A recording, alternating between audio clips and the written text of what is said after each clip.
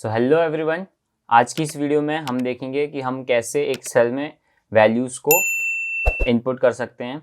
Okay, जिसे हम cell referencing भी कहते हैं, हम उसके बारे में देखेंगे। तो सबसे पहले हम डेवलपर टैब में जाएंगे एंड VBA। अगर आपको ये लेंदी प्रोसेस फॉलो नहीं करना है तो you can directly press Alt+ F11।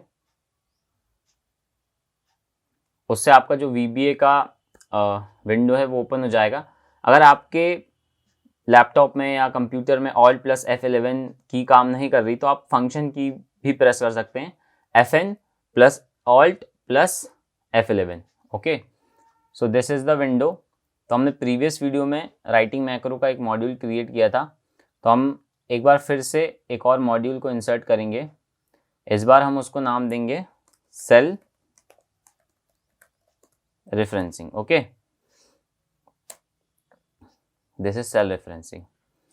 तो आज हम देखेंगे कि वैल्यूज कैसे इनपुट करनी है। तो चलिए अब सीधा लिखते हैं सब्जेक्ट सेल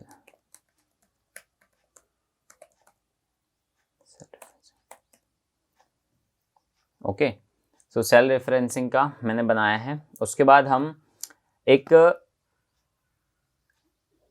ये जो आप देख रहे हैं सेल D3, तो जिस भी सेल में मेरा जो भी सेल सेलेक्टेड है उसे हम एक्टिव सेल कहते हैं। ओके, तो हम एक्टिव सेल में वैल्यूज इनपुट कर रहे हैं, तो अब हम उसको कैसे करेंगे, तो हम उसको देखेंगे कि हम उस एक्टिव सेल में कैसे इनपुट करेंगे वैल्यूज को।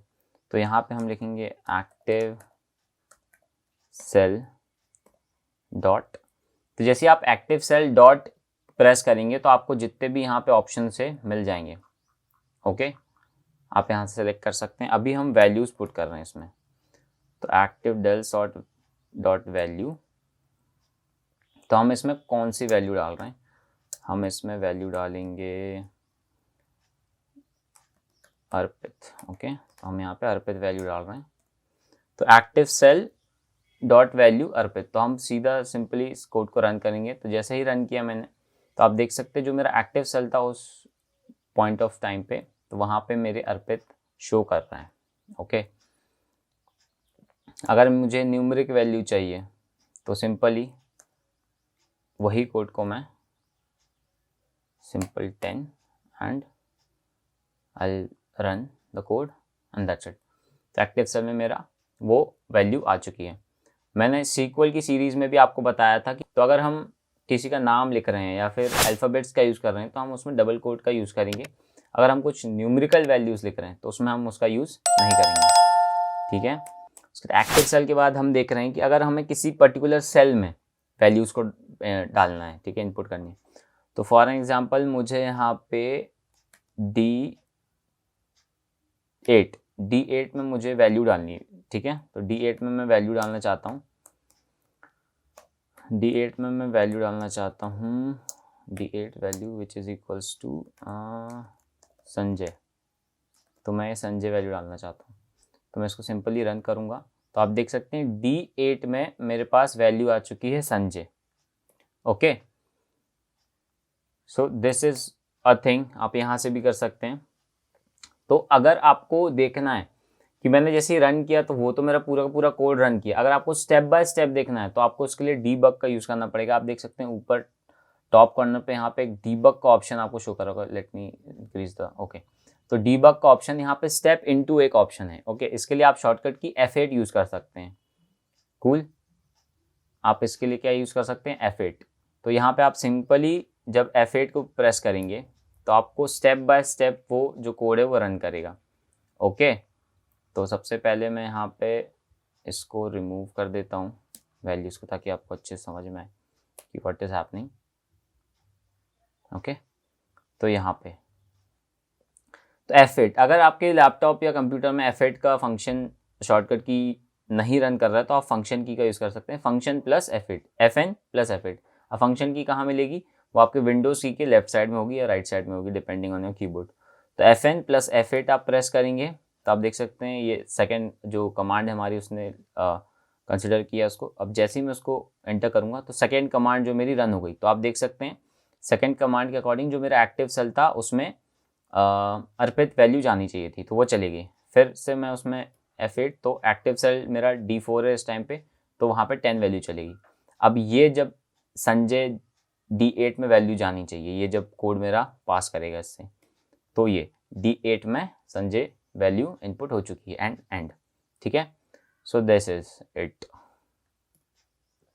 ओके, अब नेक्स्ट आप कैसे वैल्यू डाल सकते हैं, अगर आपको एक रेंज में वैल्यू डालनी है, ठीक है, अगर आपको एक रेंज में वैल्यू डालनी है, जैसे इसमें संजय वैल्यू हमने D8 में पुट किया, तो अगर आपको इसमें ही रेंज में डालनी है, जैसे A1 से लेकर you want to put till A10, okay, A1 से A10 तक अगर आपको वैल्यू डालनी है, तो you can do like this, ma'am 11 मेरे को वैल्यू पुट करनी, तो मैं रन सिंपली करूँगा, तो देख सकते हैं A1 से लेकर A10 तक मेरा 11 जो वैल्यू है वो इनपुट हो चुका है।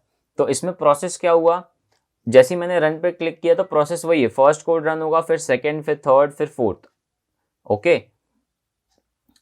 अब नेक्स्ट वे क्या है इसको पुट करने का, अगर आपको किसी एक पर्टिकुलर सेल में डालनी है वैल्यू, फॉर एग्जांपल मुझे E12 में वैल्यू डालनी है, कूल, E12 में वैल्यू डालनी है, तो मैं यहाँ पे क्या करूँगा, सेल्स, अब मुझे रो नंबर डालना है, तो जैसे मेरे को रो नंबर चाहिए है 12, ओके, एंड जो कॉलम नंबर चाहिए है that is 4, so 12,4 and 12,4 and we'll put the value, Ankit. Okay, so मैं फिर से इसको रन में क्लिक करता हूँ, तो जैसे ही मैंने रन क्लिक किया तो आप देख सकते हैं 12 रो एंड कॉलम नंबर 4, तो D, तो आप देख सकते हैं यहाँ जो अंकित लिखा हुआ है वो मेरा D12 में लिखा हुआ है। Okay, so this is the thing. तो ये हो गया सेल का। अब हम देखते हैं रेंज। ओके, कैसे हम रेंज का कमांड का यूज़ कर सकते हैं, तो रेंज, ओके, अगर मुझे यहाँ पे I want to select the range, अगर मुझे एक सिंगल सेल में वैल्यू पुट करनी है, फॉर एग्जांपल A11 में मुझे वैल्यू पुट करनी है, डॉट वैल्यू,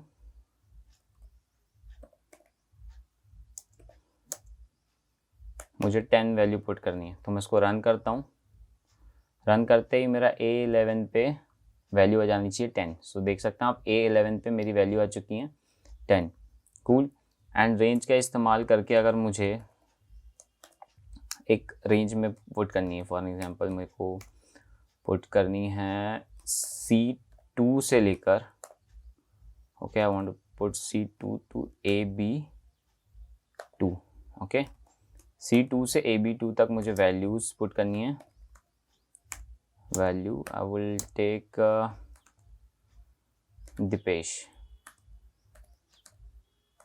वैल्यू पुट करनी है। मैं रन करूँगा कमांड को एंड आप देख सकते हैं यहाँ पे from C2 to AB2 Dipesh जो वैल्यू है वो आ चुकी है हमारी, ठीक है। And this is the thing. So that's all for this video guys. I hope आप लोगों को इतनी सब चीज़ें जो मैंने बताई वो समझ में आई है and you all are practicing at your place.